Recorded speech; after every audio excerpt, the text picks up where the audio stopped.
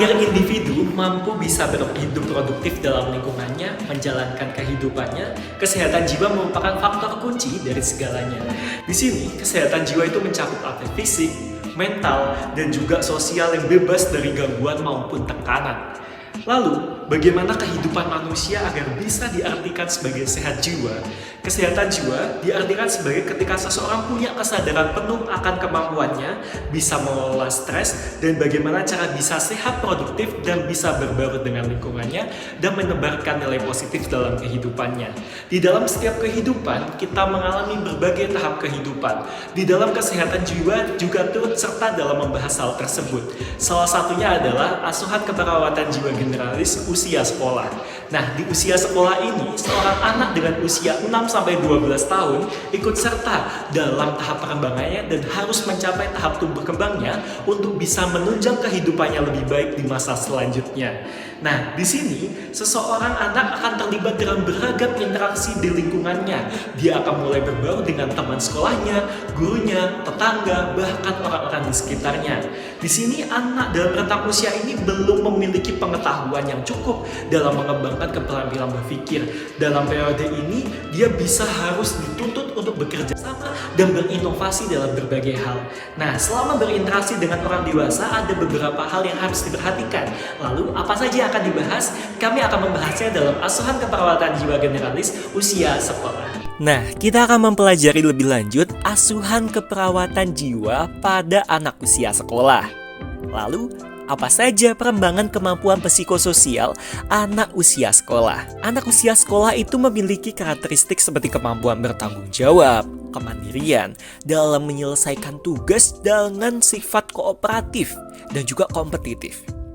Minat pada hobi seperti menggambar dan membaca mulai terbentuk. Di sini, kecenderungan mereka adalah berkelompok dan juga memiliki sahabat. Hal ini akan mencerminkan perkembangan holistik termasuk tanggung jawab kemandirian, kompetitivitas, kreativitas, interaksi sosial, dan hubungan persahabatan.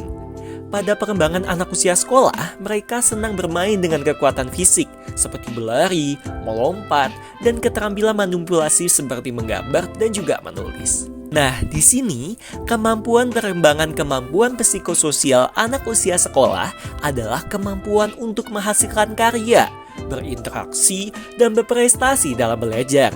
Jika anak sekolah tidak mampu mencapai perkembangan, maka anak sekolah akan mengalami rendah diri atau namanya minder.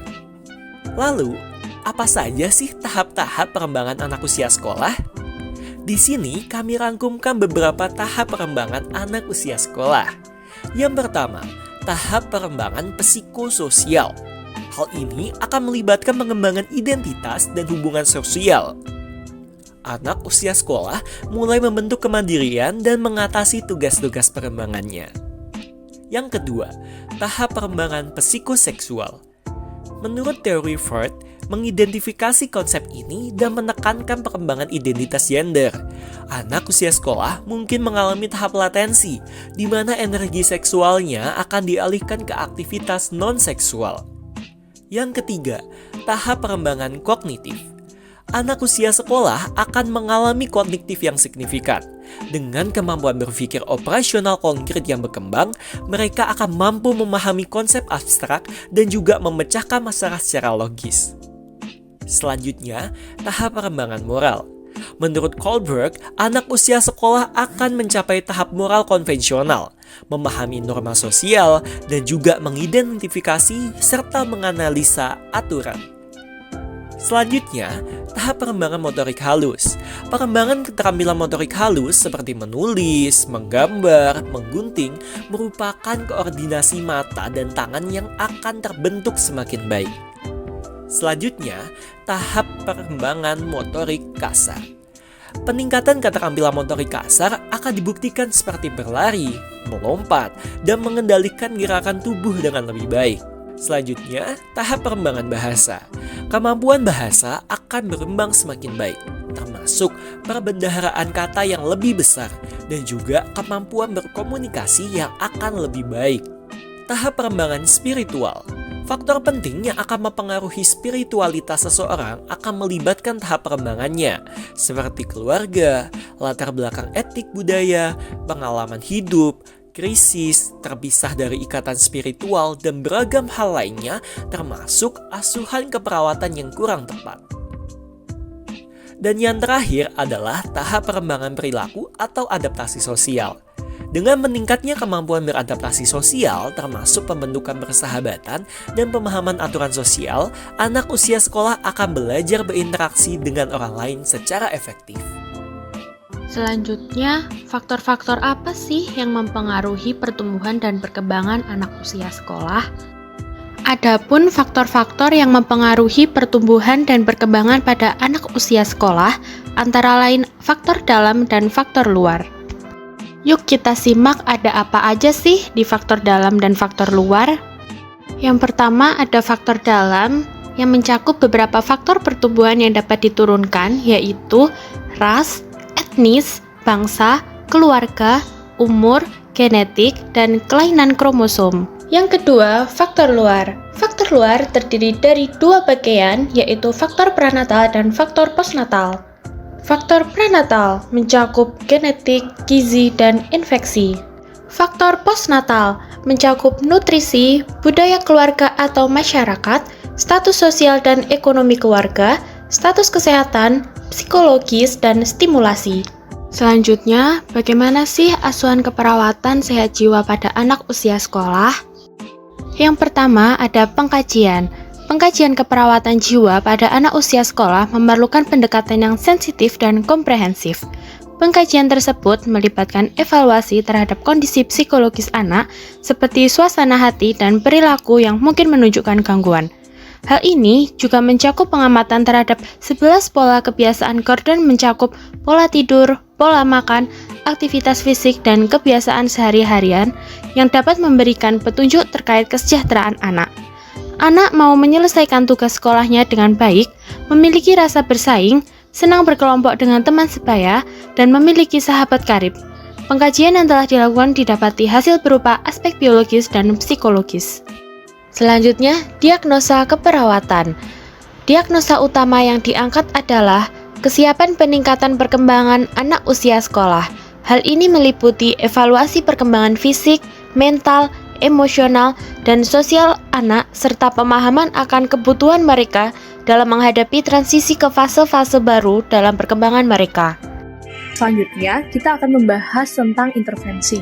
Intervensi sendiri dibedakan menjadi 3, yaitu yang pertama, tindakan keperawatan nurse untuk klien, yang bertujuan untuk mempertahankan pemenuhan kebutuhan fisik yang optimal, mengembangkan keterampilan motorik kasar dan halus, mengembangkan keterampilan adaptasi psikososial, mengembangkan kecerdasan, mengembangkan nilai-nilai moral, dan yang terakhir, meningkatkan peran serta keluarga dalam meningkatkan pertumbuhan dan perkembangan anak.